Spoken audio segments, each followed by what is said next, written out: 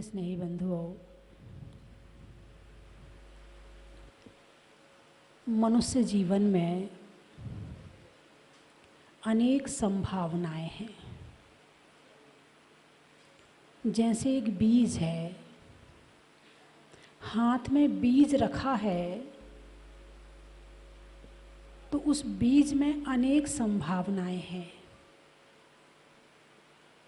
पेड़ भी बन सकता है, पीसा भी जा सकता है, अच्छी भूमि मिल जाए तो फल भी लग सकते हैं, अच्छी भूमि ना मिले तो छोटा मोटा कमज़ोर सा पेड़ भी हो सकता है।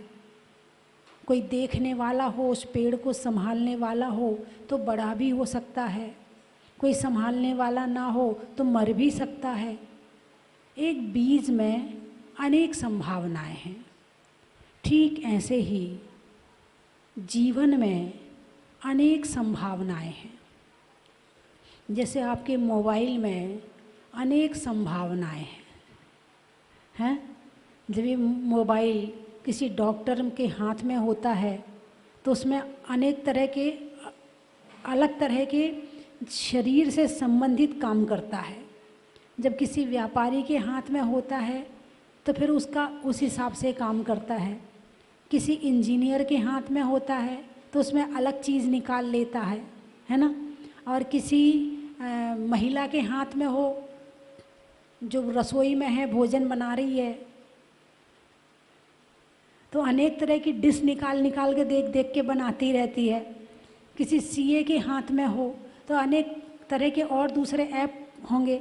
यानी जिसके हाथ में जाता है उसके हिसाब का काम करने लगता है। मोबाइल तो एक है, लेकिन उसको चलाने वाला उसमें से क्या यूज़ कर रहा है, ये देखने वाली बात है।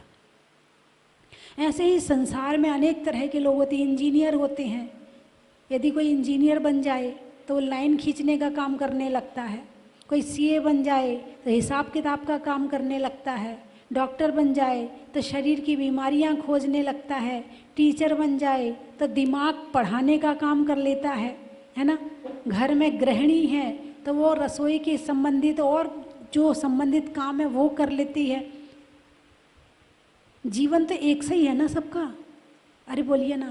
कोई वैज्ञानिक बन जाता है, कोई नेता बन जाता है, कोई व्यापारी बन जाता है, कोई धर्मात्मा बन जाता है, कोई साधु बन जाता है। हर कोई कुछ ना कुछ बन जाता है। क्या कितनी संभावना विद्वान है। कोई भिखारी बन जाता है जो कुछ ना बन पाए। अब आप कहोगे भिखारी बनने में कौन सी मेहनत है। ओहो, भिखारियों को भी बड़ा ज्ञान होता है। कौन भीख देगा और कौन नहीं देगा उन्हें पता होता है। भीख मांगते मांगते ये भी अनुभव हो जाता है, ये भी ज्ञान हो जाता है कि किससे मांगनी और किससे नहीं मांगनी।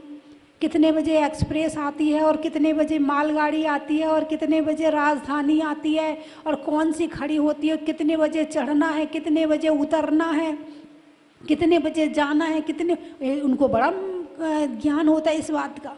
उनको भी बड़ी मेहनत लगती है भीख मांगने में भी। भीख मांगना भी कोई सरल काम नहीं है। भीख मांगना दुनिया का सबसे कठिन काम है। अभी तुमसे कहे कि जरा पड़ोस से वो चीज़ मांग के ले आओ, तुम्हारी सास या कोई कहे पड़ोस से भी चीज़ मांग, नहीं मैं नहीं जा रही, मेरे से नहीं मांगा जाएगा, मैं नहीं मांग सकती, मैं किसी से मांग नहीं सकती। मैं दे तो सकती हूँ, मैं मांग नहीं सकती हूँ। बोलिए हाँ या ना। है मांगना बहुत बड़ा कठिन काम है। किसी के सामने हाथ फैलाना बहुत बड़ा कठिन काम है। लेकिन हमारे गुरुजी एक बात कहते थे, मर जाऊं मांगू नहीं अपने तन के काज, और जिन धर्म की प्रभावना हेतु मुझे ना आवे लाज। धर्म में यदि अच्छे काम कर रहे हैं तो कोई शर्म नहीं करेंगे और अपने लिए कभी मांगेंगे नहीं। तो कोई भिखारी बन जाता है, कोई चोर बन जाता है, तो बताओ चोरी करना भी बड़ा कठिन काम है। ऐसी चोरी नहीं हो जाती है। चोरी करने के लिए बहुत दिमाग लगाना पड़ता है कि कब करनी है। यदि जरा सी सावधानी हटी और दुर्घटना घटी। यानी तुमसे ज़्यादा दिमाग उस चोर को लगाना पड़ता है। जितना दिमाग उस चोर के पास में, उतना दिमाग तो व्यापारी के पास में भी नहीं है। व्यापार कम दिमाग से हो सकता है, लेकिन चोरी कम दिमाग से नहीं हो सकती है। चोरी करने के लिए भी बड़ा दिमाग चाहिए। कोई चोर बन जाता है, कोई डाकू बन जाता है, कोई कुछ बन जाता है, हर कोई कुछ ना कुछ बन जाता है। जिस जीवन में भगवान बनने की क्षमता है, वो जीवन जब संसार में लगता है तो बाहर के काम में ही लग जाता है। बाहर की वस्तुओं में, बाहर के कार्यों में, बाहर की लेन देन में, उसमें दिमाग लग जाता है। लड़ाई में, झगड़े में, क्रोध में, कषाय में, ईर्ष्या में, इसमें लग जाता है। यानी बाहर का काम करने के लिए मेहनत की ज़रूरत है। किसकी ज़रूरत है? भाई इंजीनियर है तो वो ऐसे थोड़ी इंजीनियर बन रहा है, मेहनत कर रहा है। कहाँ कौन सी लाइन खींचनी, लाइन खींचना अलग बात है, और लाइन कहाँ खींचना है वो अलग बात है। लाइन तो तुम्हारा एक बच्चे से कह दे, बेटा ले पेंसिल ले, लाइन खींच दे, लाइन तो वो भी खींच देगा। लेकिन उस लाइन को खींचने के लिए उनने 4 साल पढ़ाई करी है। अरे बोलिए ना, पढ़ाई करी तब कहीं उन्हें लाइन खींचना आया है।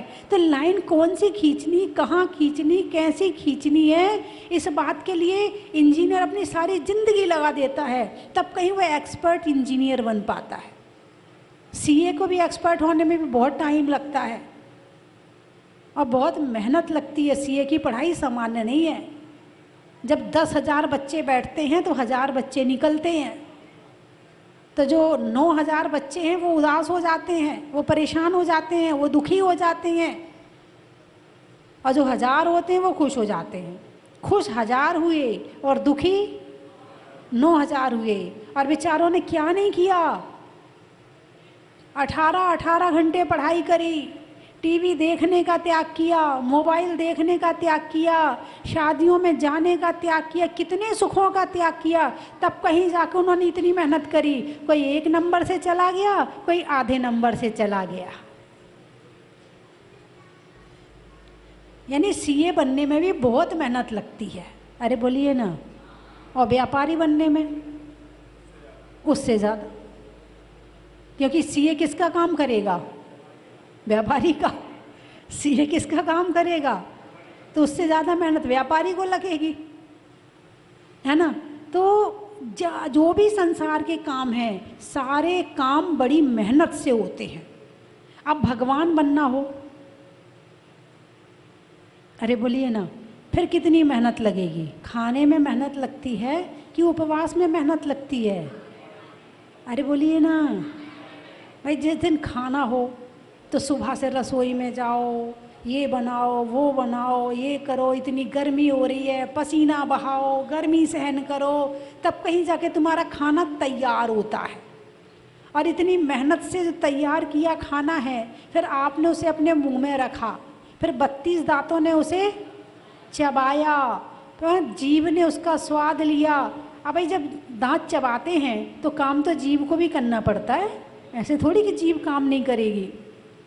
अब उसके बाद में वो पेट में चला गया, ठीक है। पेट में जाने के बाद अब पचाने में मेहनत करो। अब पचाने की शक्ति नहीं है तो फिर पचाने की दवाई खाओ। खाते नहीं खाते? कोई अजवाइन खाता है, कोई सौंठ खाता है, कोई गोली खाता है, कोई कुछ करता है, फिर पचाने में मेहनत करो, है ना। और उपवास करना हो तो अरे बोलिए ना, किस में मेहनत लगती है? उपवास करने में या खाने में? तो तुम मेहनत वाला काम ज़्यादा करते हो या बिना मेहनत वाला ज़्यादा करते हो? हैं? कौन सा काम करते हो? मेहनत वाला करते हो। अच्छा, सुख किस में है? मेहनत वाले काम में है या बिना मेहनत वाले काम में है? सोच के बोलना। आराम करने में सुख है कि काम करने में सुख है? भाई आपको कोई काम नहीं है, बढ़िया मस्त रहो, आप तो जाओ, आशीर्वाद तथास्तु, आपको 10,000 रुपया दिन रोज मिल जाएगा, आपको कोई काम नहीं करना है। वो ज़्यादा ठीक है, या जिस दिन आपको फैक्ट्री जाना, यहाँ जाना, वहाँ जाना, माल लेना देना ग्राहक को, ये ज़्यादा मेहनत का काम है? कौन सा काम मेहनत का है? 10,000 रुपये दिन सुबह सुबह मिल जाएंगे वो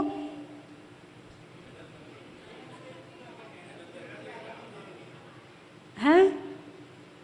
अब 10,000 रुपया दिन आ गए, अब खर्च करने में दिमाग लगाओ, और 10,000 रोज़ मिलने तो खर्च करो ना, क्या दिक्कत है? भाग में जब 10,000 रोज़ मिलने ही है तो रोज़ 10,000 खर्च करो। अब दिमाग खर्च करो कि कहाँ क्या कर 10,000 में क्या क्या काम करने हैं। एक में लेने में मेहनत लग रही है और एक में देने में मेहनत लग रही, कहाँ खर्च कर दूँ? ऐसा नहीं है कि पैसा तुमने कमा लिया मेहनत से तो खर्च करने में मेहनत नहीं लगती है, खर्च करने में उससे ज़्यादा मेहनत लगती है। जितना कलेश कमाने में है उससे ज़्यादा कलेश खर्च करने में है। जिसके पास जितना ज़्यादा है फिर बेचारा सोचता कहाँ लगाऊं, कहाँ रखूं, इनकम टैक्स वाले ना आ जाएं, ये ना हो जाए, वो ना हो जाए, कितनी टेंशन रहती है उसको। धन का कमाने में भी और गमाने में भी, दोनों में दुख है, दोनों में सुख नहीं है। तो आपको मेहनत के काम ज़्यादा अच्छे लगते हैं या बिना मेहनत के काम ज़्यादा अच्छे लगते? क्या ना आप कहोगे माता जी आपको पता तो है, हमें बिना मेहनत के काम अच्छे लगते हैं। पहले हाथ से कपड़े धोते थे, फिर मशीन आ गई, हमारा काम ख़त्म, अब तो कपड़े मशीन धोएगी, है ना। पहले गोबर से लीपते थे घर को, है ना, अब पत्थर लगवा लिया तो लिपाई पुताई बंद, आराम हो गया। अब तो हमें कोई लिपाई पुताई नहीं करनी पड़ती है ना। पहले चूल्हा जला के रोटी बनाते थे, अब तो माता जी गैस है, बटन दबाओ आराम है ना। यानी आपको कौन से काम पसंद है? आराम काम पसंद है या आराम पसंद है? आराम पसंद है। कहाँ है वो? अच्छा, आराम पसंद है। किस किस को आराम पसंद है? हाथ उठाकर बताओ, अच्छे से हाथ उठाकर बताओ। मैं रास्ता बताऊंगी ना आपको, आराम करने का रास्ता बताऊंगी। उठाइए हाथ, कौन कौन चाहता कि हम आराम से रहें? अच्छे से हाथ उठाओ। आप लोग तो डर रहे हो, मैं आपको वही घानी में थोड़ी पेल रही हूँ और मेरे कहने से इतनी जल्दी तो मान थोड़ी जाओगे। आप तो सुन लो, माता जी बता तो दो, करना होगा तो ठीक है, नहीं करना होगा तो हाथ ही तो उठवा रही हूँ, कौन सा आपको पकड़ के ले जा रही हूँ। देख लो, हाथ उठाने में भी डर लग रहा, सुन लिया और कुछ गड़बड़ हो गई तो हाथ उठाने में भी डर लग रहा है। अच्छा ये बताओ, आराम अच्छी चीज़ है कि नहीं है? आप तो हाँ भी नहीं बोल रहे हो।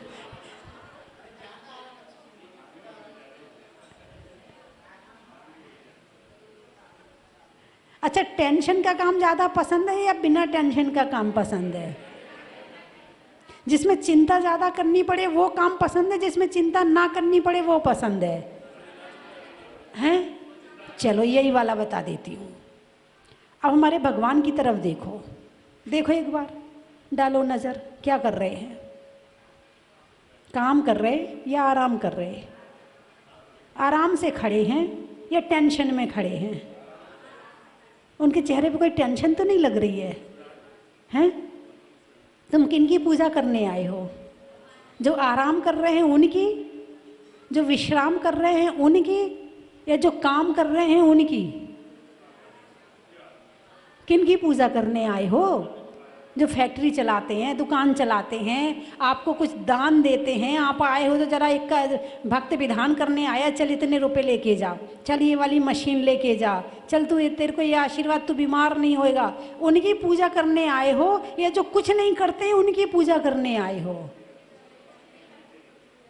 अरे बोलिए, वो तो आशीर्वाद तक नहीं देते, हाथ तक नहीं उठाते, और रोज़ माता जी कहती मंदिर जाओ मंदिर जाओ मंदिर जाओ। भगवान ना तो देखते हैं, ना बोलते हैं, ना आशीर्वाद देते, कुछ नहीं करते, फिर मंदिर में जाके क्या करें? जो मौन है उससे बात करना बड़ा कठिन है, जो बोल रहा है उससे बात करना बड़ा सरल है। क्या बात है, क्या बात है। जो बोल रहा है उससे बात करना कठिन है और जो नहीं बोल रहा उससे बात करना सरल है। आजकल इतने जटिल हो गए हैं बात करने के मामले में कि लोग बात भी नहीं कर पाते हैं। सोच के बोलते इससे बोलूं कि ना बोलूं, यदि ये मैंने ये बोला तो ये क्या जवाब देगा। पहले तैयार कर लेते हैं दिमाग में। जब पहले तैयारी प्लानिंग की हाँ पॉजिटिव ही इसका उत्तर आएगा तो आदमी बोलता है, और नहीं तो नहीं बोलता है। वर्तमान समय इतना टेढ़ा आ गया है कि आदमी बोलने में भी डरता है कि एक शब्द निकाला और लड़ाई हुई और सामने वाला तैयार है, तू बोल तो सही फिर देखता हूँ मैं।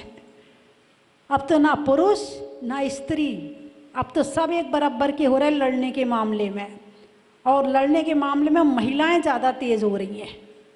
पहले मानते थे कि भाई पुरुष अत्याचार कर रहे हैं, लेकिन अब ऐसा लगता है नहीं नहीं आपकी बात नहीं कर रही हाँ, है ना बंधुओं।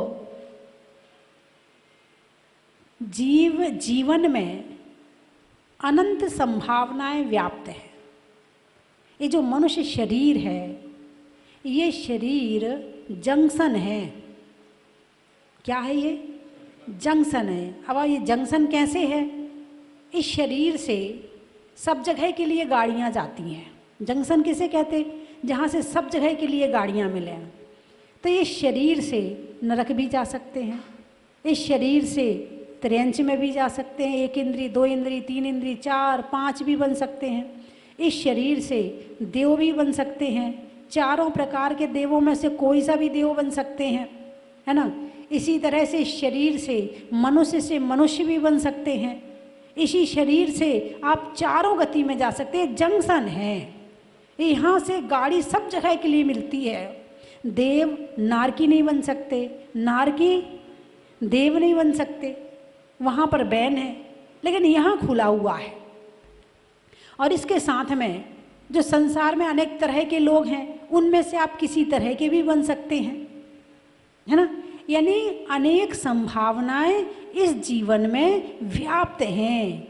अब लेकिन हमारी नज़र कहाँ है? आप अपने जीवन को प्लानिंग से जी रहे हो या अव्यवस्थित जी रहे हो? आप अपने घर का काम करते हो, बड़ा प्लान बनाते हो, मकान बनाना है, यहाँ रसोई होनी चाहिए, यहाँ ये होना चाहिए, नहीं नहीं यहाँ ड्राइंग रूम होगा, नहीं नहीं यहाँ ये बनाना, मेरे लिए कमरा ऐसा बनाना, उसमें ये लगाना, बड़ी प्लानिंग करते हो कि नहीं करते हो? अरे बोलिए ना, करते हो, है ना। कपड़ा खरीदना हो तो भी पहले से प्लानिंग होती है। इस बार तो ये वाले कलर के कपड़े बहुत रखे हैं, अब की बार ये वाला कलर लेके आएंगे, यानी प्लानिंग करते हो, है ना। बच्चा पढ़ाई कर रहा है तो प्लानिंग करते कौन से स्कूल में एडमिशन करवाएं ताकि बच्चे की पढ़ाई अच्छी हो सके, प्लानिंग करते हो। दुकान खोलना है तो पहले 4 जगह बात करते हो कि भाई ये वाला काम करना है तो ज़रा एडवाइस दीजिए कि हम कैसे करें ये काम, बड़ी प्लानिंग करते हो। लड़की की शादी करना है और लड़का देखा है तो आसपास के लोगों से, रिश्तेदार से पूछते हो कैसा लड़का है, हैं, प्लानिंग करते हो। अपने जीवन को कैसे जीना है और इस जीवन को बनाना क्या है, इस बात की प्लानिंग करी कि नहीं करी?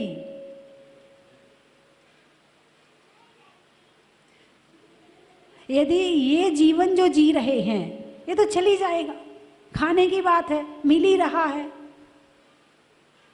चिड़िया ने जन्म लिया है तो उसके चोंच का दाना उसके भाग्य से उसे मिल ही रहा है, ऐसा नहीं कि नहीं मिल रहा है। किसी को कम मिलता है, किसी को ज़्यादा मिलता है, मिल जाता है। ज़्यादा मिल जाए तो ऐसा नहीं कि आप ज़्यादा खा लोगे। भाई जो बड़े आदमी हैं जिनके पास बहुत पैसा है वो खाना कितना खाते हैं? भाई ज़्यादा पैसा तो ऐसा थोड़ी बहुत ज़्यादा खाते हैं, ज़्यादा मिल रहा है तो चलो हम रोटी तो खाना तो छोड़ ही दी उनने। अब हमारे यहाँ बहुत पैसा है, हम तो पूड़ी के अलावा कुछ नहीं खाएंगे, ऐसा है क्या?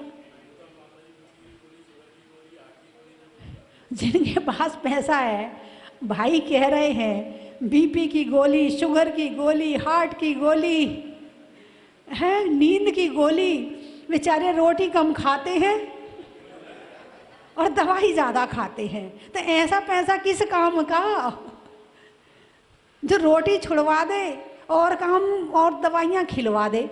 इससे अच्छा भाई कम पैसे में ठीक है, दवाई तो नहीं खानी पड़ रही। पहला सुख निरोगी काया, दूजा सुख घर में हो माया। माया दूसरे नंबर पे है, पहले शरीर है। लेकिन वर्तमान के लोग इस माया के लिए अपने स्वास्थ्य को खत्म कर देते हैं। खाने का ध्यान नहीं रखते, पीने का ध्यान नहीं रखते हैं, बाजार में खा लेते हैं, उल्टा सीधा खा लेते हैं। धन के पीछे उनने स्वास्थ्य खराब कर लिया, फिर स्वास्थ्य के लिए फिर धन खर्च करते हैं। यही हो रहा कि नहीं हो रहा है? कम खाओ, गम खाओ, शांति से जियो। जो भाग्य में होगा मिलेगा। पुरुषार्थ करो, मेहनत करो, चिंता मत करो। चिंता करने से जो आने वाली वस्तु है वो भी दूर चली जाएगी। मस्त रहो, जब है तुम्हारे पास तो उसका उपभोग करो, नहीं है खूब भक्ति करो। समय मिलता ना, समय मिल रहा है ना, खाली समय है, तन्मय हो जाओ भक्ति करने में। सब चीज़ दुनिया को भूल जाओ और इतनी भक्ति करो, इतनी भक्ति करो कि जो चीज़ दूर भी होगी तो वो पास में आ जाए। एक भाई आए, बहुत दुखी हुए, बहुत परेशान थे। मैंने कहा हाँ माता जी, मैं कई साल से नहीं आया आपके पास, आपको याद तो रोज़ करता हूँ, बहुत परेशान हूँ।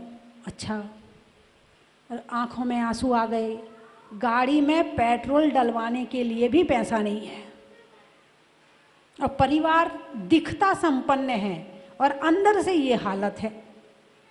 अब बोले माता जी आशीर्वाद दे दो। मैंने कहा मंदिर जाते हो? नहीं। पत्नी से पूछा तुम मंदिर जाती हो? कभी कभी चली जाती हूँ। घर में कुछ पाठ वाठ करते हो? नहीं, वो भी नहीं करते। बच्चे मंदिर जाते हैं? नहीं, वो भी मंदिर नहीं जाते हैं। मैंने कहा पुण्य का दरवाज़ा तो बंद कर दिया, जितना पुण्य था वो सारा खा लिया। क्या? जितना पुण्य था वो खा लिया, अब वो ख़त्म हो गया। पुण्य आने का दरवाज़ा तुमने खोला नहीं। भाई पूंजी बैठ के सारी खा ली तुमने, अब कुछ नहीं बचा तुम्हारे पास। मैंने कहा मंदिर जाया करो, अभिषेक किया करो। मन ही नहीं करता मंदिर जाने का। क्या बोले? मंदिर जाने का पाप का उदय। मंदिर जाने का मन किसका नहीं करता? जिसका पाप का उदय चल रहा है उसका मंदिर जाने का मन भी नहीं करता। अभिषेक और पूजा तो बहुत दूर की बात है। मैंने कहा भाई साहब रास्ता तो वही है, आशीर्वाद तो वहीं से मिलेगा। यहाँ से मैं आपको वहाँ भेज दूँगी और वहाँ से उठा के ले जाने की जिम्मेवारी तुम्हारी है। आप अभिषेक कीजिए, पूजा कीजिए, घर में बैठकर सामूहिक रूप से भक्तांबर का पाठ कीजिए। मैंने कहा टाइम तो मिलता होगा? कहाँ टाइम मिलता, दिन भर टीवी चलती है, सीरियल चलते हैं। अब जितने हमें अच्छे रास्ते हैं, घर में जो टीवी में अच्छा रास्ता मिलता प्रवचन के माध्यम से, वो तुमने बंद कर दिया। भगवान के मंदिर से तुम्हें सुख का रास्ता मिलता है, तुमने वो बंद कर दिया। घर में बच्चों को बिठाओ, तुम बैठो, बहू को बिठाओ, सबको बिठाकर भक्तांबर का पाठ करो, दुखहरण विनती पढ़ो, स्वाध्याय करो, ये करो, वो तुमने बंद कर दिया। फिर कहते बहुत दुखी हो, आशीर्वाद दे दो। ऐसे व्यक्ति को आशीर्वाद कैसे लगेगा जिसका मंदिर जाने का मन ही नहीं कर रहा? अरे बोलिए ना, है तो जीवन को कैसा बनाना है इस बात की प्लानिंग होनी चाहिए। अभी आज का विधान हमारे पदम जी ग्वालियर वालों की तरफ से है और कहीं कुछ हो और पदम जी उसमें भाग ना लें, ऐसा हो ही नहीं सकता है। और उनके ये मित्र मनीष जी, राहुल जी हैं, ये मित्र मंडली, इनकी मित्र मंडली भी धर्मात्मा है। ये आगे आगे सबको साथ लेकर चलते हैं। और इनके ये तो छोड़ो, महिलाएं भी बहुत सारी इनके पीछे लगी रहती हैं, हम भी चलेंगे, हम भी चलेंगे। एक एक व्यक्ति आगे बढ़ जाए तो ना जाने कितने उसके साथ में पुण्य कमा लेते हैं। कर्म सबका है, कर्म सबके पास में है, लेकिन इन कर्मों को सेट कैसे करना है इस बात का ज्ञान होना बहुत जरूरी है। एक बालक था, उसके घर में पिताजी बीमार हो गए। माँ ने कहा बेटा जा दवाई लेके आ। वो दवाई लेने के लिए गया। रास्ते में नट नटनी का खेल चल रहा था। अब तो कम होते हैं, पहले ज़्यादा होते थे। तो नट नटनी का खेल देखने खड़ा हो गया। 1 घंटा हो गया, 2 घंटा हो गया, 3 घंटा हो गया। माँ ने छोटे भाई से कहा बेटा ज़रा देख तो सही जाके। उसको दवाई लेने के लिए भेजा था, 3 घंटे हो गए, वो अभी तक वापस भी नहीं आया। कोई दूर तो है नहीं दवाई की दुकान ज़्यादा, और अभी तक क्यों नहीं आया, ज़रा जाके देख। और जाके देखा तो वो नट नटनी के खेल में मस्त था और दवाई लेना तो भूल ही गया था। ऐसे ही इस संसार में हम जो हैं दवाई लेने आए हैं, दुख की दवाई लेने आए हैं कि हमारे संसार में, क्योंकि 1 इंद्री बने कुछ नहीं कर पाए, योग्यता नहीं है। 2 इंद्री, 3 इंद्री, 4 इंद्री, असैनी पशु हैं, इनमें योग्यता ही नहीं है करने की। देवता भी ज़्यादा भक्ति के अलावा कुछ नहीं कर सकते, नार की कुछ ही नहीं कर सकते हैं, तो हम कहीं भी कुछ नहीं कर पाए। तो ये मनुष्य शरीर जो मिला है, ये दुख की दवाई लेने के लिए हम यहाँ पर आए हैं। अब दुख की दवाई लेने के लिए तो आए हैं, लेकिन यहाँ नट नटनी के खेल में फंस गए। अब नट नटनी आप किसी को भी मान लो, मोबाइल को भी मान लो, नट नटनी आप टीवी को भी मान लो, नट नटनी आप परिवार को भी मान लो, नट नटनी आप अपने मोह को मान लो। बस इसके खेल में फंस गए और दवाई लेना भूल गए। ये जन्म भी दुखी कर लिया और सारे आगे के सारे जन्म दुखी कर लिए।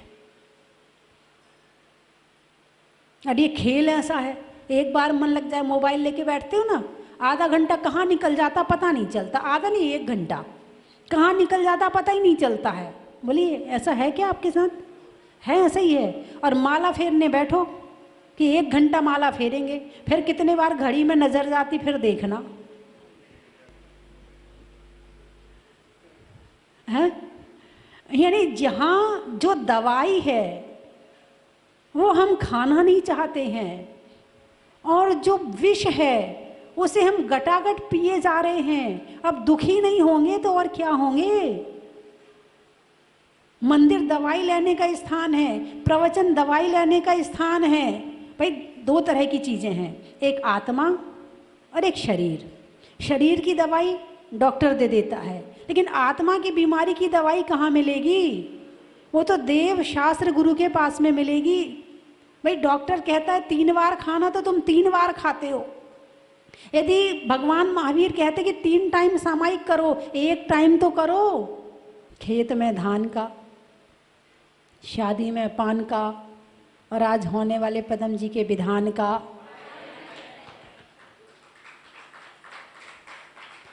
पर्वत पर झरने का, भव से तरने का, और आप सबके विधान करने का।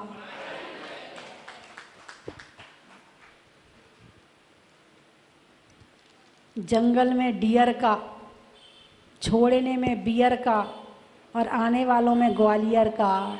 फलों में बेरी का, फलों में बेरी का, और नए फलों में चेरी का, और आने वालों में चंदेरी का।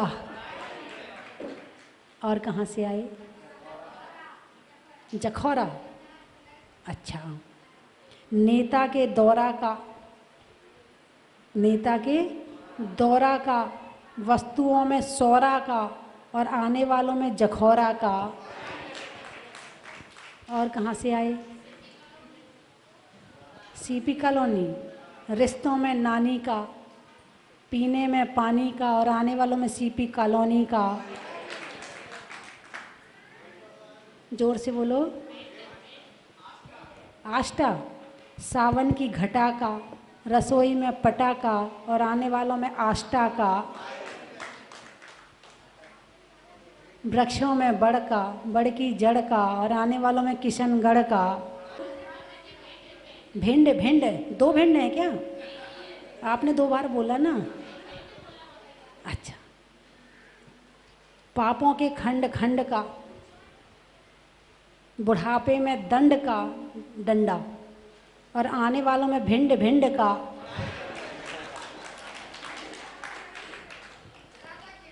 राजा खेड़ा। अनाज में दाने का, इनाम में पाने का, और भक्तों के द्वारा यहाँ विधान करवाने का। बड़ा ही महत्व है।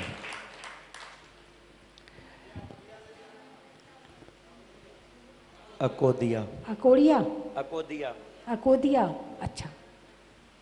दिवाली में दिया का, राम की सिया का, और आने वालों में अकोदिया का। जोर से बोलो। बेगमगंज, नहीं होने में रंज का, पंजाब में पंज का, और आने वालों में बेगमगंज का। बोलिए 24वें भगवान की जय।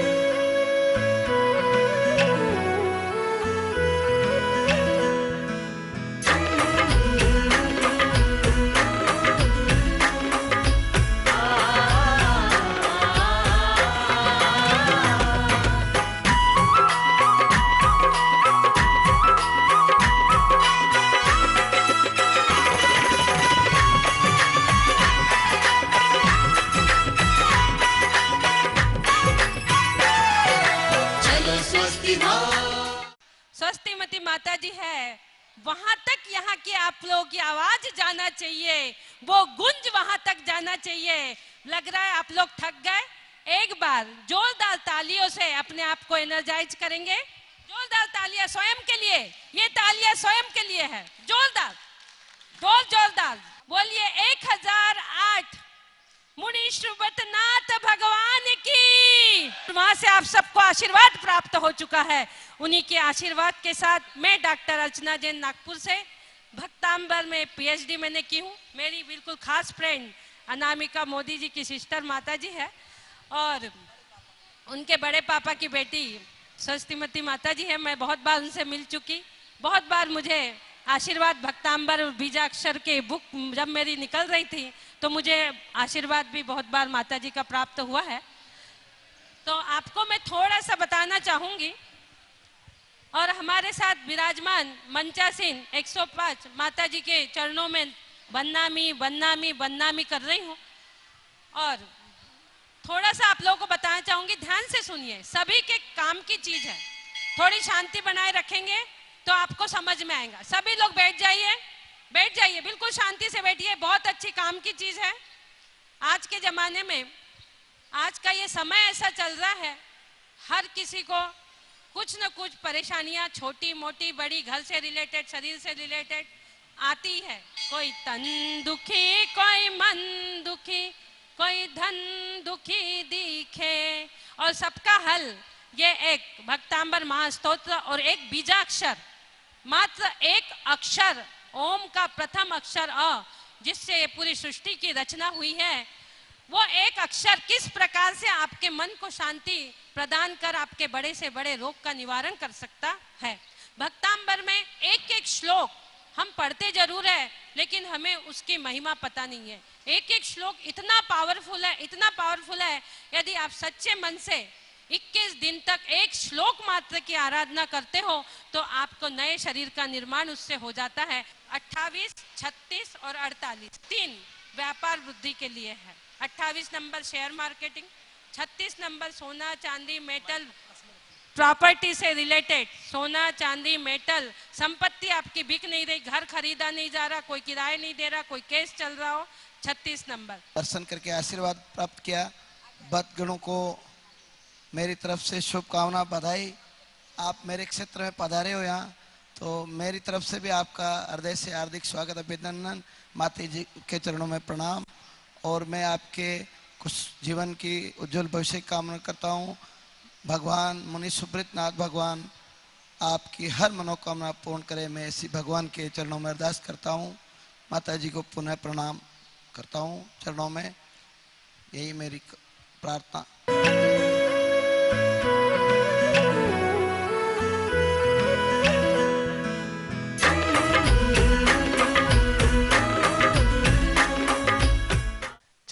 40 दिन तक 40 बार पढ़ते जो भविमान, बुद्धि शुद्धि धन हो अतुल, होवे सम्यक ज्ञान। बंधुओं, अतिशयकारी मणिशतनाथ भगवान जहाज वाले बाबा के पावन चरणों में 40 दिन महाअनुष्ठान चल रहा है, जो आने वाली 31 अगस्त तक चलेगा। अपने घर में सुख शांति समृद्धि के लिए, रोग शोग आदि व्याधि को दूर करने के लिए अतिशयकारी मणिशतनाथ भगवान का 40 आप कर सकते हैं या करवा सकते हैं। मैं तो चाहता हूं आप यहां पर आकर के 40 करें। यदि आप यहां नहीं आ सकते हैं तो भी अपने परिवार की ओर से एक दिन के 40 के पुण्यार्जक आप बन सकते हैं, जिसकी न्योछावर राशि मात्र 5100 रुपए में है।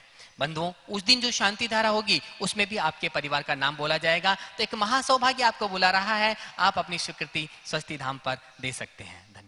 चन की थाल को सजाओ रे आज, रत्नों की थाल को भर लाओ रे आज, आओ आओ करे रे गुणगान आरती भगवन की, आओ आओ करे गुणगान आरती भगवन की, आओ आओ करे रे गुणगान आरती भगवन की।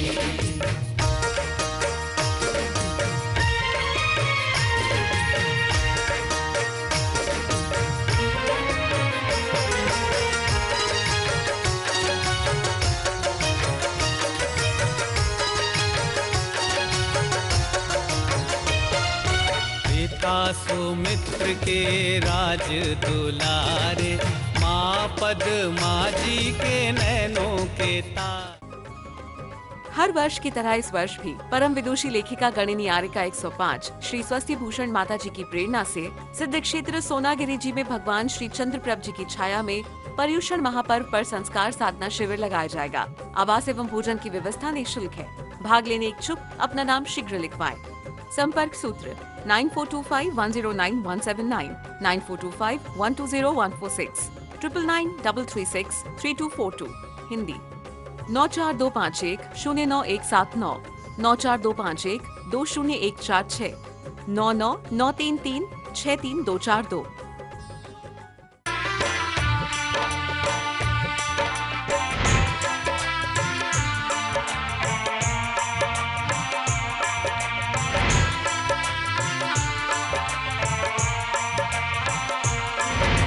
चलो रे चलो रे चलो, चलो रे चलो रे चलो, चलो जहाजपुर।